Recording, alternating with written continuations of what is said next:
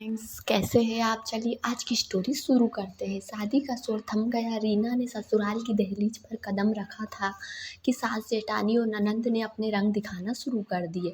तो ससुराल कैसा होता है उसका मिश्र वर्णन मायके में अलग अलग मुंह से सुन लिया था, तो थोड़ी डरी हुई थी रीना। पर मायके का दामन छोड़ नए परिवार को अपनाने के लिए रीना बहुत उत्सुक थी।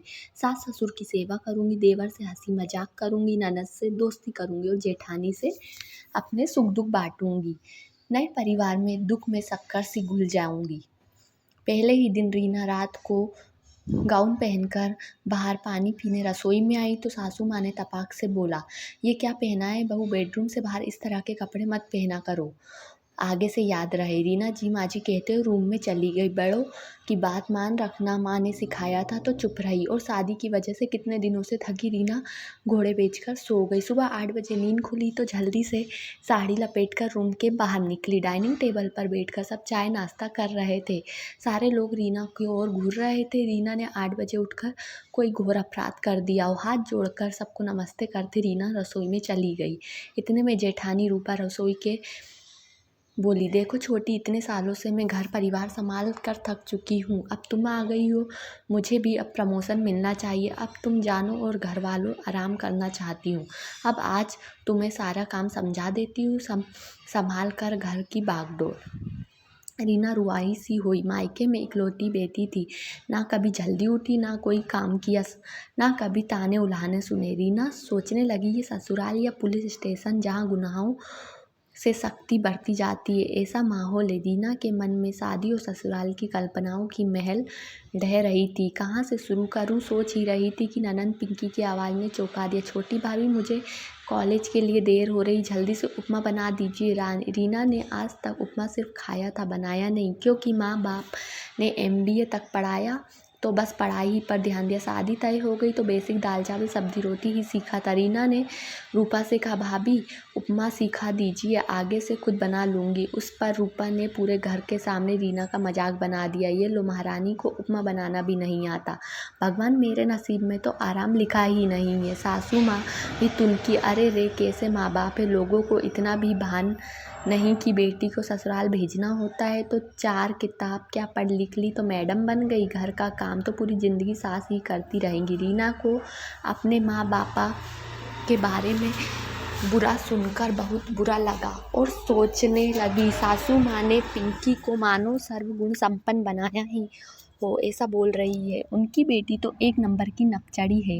रीना धीरे धीरे ससुराल में एडजस्ट होने की कोशिश कर रही थी। अपनी तरफ से किसी को खुश रखने की कोशिश, खुद के प्रति लापरवाह होती जा रही थी। सुबह 6 बजे उठकर देवर और पति के टिफ़िन बनाना, सबके लिए नाश्ता बनाना, पिंकी के कपड़े इस्त्री करना, सास ससुर की दवाई देने से लेकर जेठानी के बेटे को पढ़ाने तक की जिम्मेदारी एक अकेली छोटी बहू के सर पर लाद दी गई थी। सुबह से शाम तक रीना भाभी, बहू, चाची के नाम की आवाज़ रीना को घूमती रहती थी। एक डर से रीना ठीक से खाना खा पाती, ना ठीक से सोती थी। नतीजा, रीना के शरीर में हीमोग्लोबिन की कमी हो गई और कमजोरी की वजह से एक दिन चक्कर खाकर गिर गई। जल्दी से फैमिली डॉक्टर को बुलाया गया। इस बात पर सासू माँ ने ताना कसना से ना चूकी, वाह रे आजकल की नाजुक लकड़ी है, 2 काम क्या कर लिए, इतनी कमजोरी आ गई। पर इतने डॉक्टर सारे घर वालों को लताड़ कर हिदायत दे दी, रीना के सर से काम का बोझ हटाए ना गया तो घर में आने वाला मेहमान खो देंगे। जी हाँ, रीना माँ बनने वाली है और हीमोग्लोबिन महज 7% हो गया है। सबके चेहरे पर शर्म और खुशी से दोहरे भाव आ गए। डॉक्टर ने हर्ष को डांट कर कहा, कैसे पति हो, अगर पत्नी की परवाह नहीं कर सकते तो भेज दो मायके। किसी की बेटी को इतना अत्याचार करते सबको शर्म आनी चाहिए। घर की बहू है, कोई काम वाली नहीं। बहू है तो क्या घर के सारे काम की जिम्मेदारी उसी को है। रीना का वजन 7 किलो कम हो गया, बिल्कुल पीली पड़ गई। घर वालों को तो नहीं दिखा, क्या तुमको नहीं दिखा? रीना को बेड रेस्ट की ज़रूरत है। अब ये सब लोग अपना अपना काम खुद करने की आदत डाल लो। रीना के पति ने अब सख्त शब्दों में अपने घर वालों से कह दिया, रीना अब घर का कोई काम नहीं करेंगी, सब लोग अपना काम खुद करो और घर के काम के लिए जल्दी नौकर रखो। मेरी पत्नी इस घर की बहू है, कोई नौकर नहीं है। इस पर रीना की जेठानी ने बोला, वाह देवर जी, पिछले इतने सालों से मैं नौकर बनकर इस घर को संभाल रही हूँ, तब तो कभी आपने नहीं कहा कि घर के कामों के लिए नौकर रखो। आज अपनी पत्नी के लिए तुरंत आवाज़ उठा दी। जिस हालत में रीना आज है, इस हालत में कुछ साल पहले मैं भी थी, लेकिन तब तो किसी ने इस बारे में नहीं सोचा और मैंने ऐसे ही ज़िंदगी कष्ट में गुजारी। अब अपनी बीवी का दुख आपको तुरंत दिख गया। इस पर देवर ने कहा, यह मेरी नहीं, आपके पति यानी मेरे भैया की गलती है। वह अपनी पत्नी के लिए खड़े नहीं हो पाए और ना ही आवाज़ उठा पाए, लेकिन मैं अपने भाई जैसा बेवकूफ़ नहीं हूँ कि अपने घर वालों के लिए अपनी पत्नी को झोंक दूँ। मेरी पत्नी इस घर का कोई काम नहीं करेंगी, घर में नौकरदाई रखना ही होगा, वरना मैं अपनी पत्नी को लेकर अलग रहने चला जाऊंगा। यह मेरा आखिरी फैसला है। कहकर देवर अपनी पत्नी के लिए दवाइयाँ लेने मार्केट चला गया, यह हिदायत देते हुए कि तुम बेड से बिल्कुल नहीं उठोंगी, जिसको जो बोलना है बोलने दो, मेरे रहते तुम्हें कुछ भी सोचने की ज़रूरत नहीं है। अपने पति का आश्वासन पाकर रीना सुकून के साथ सो गई।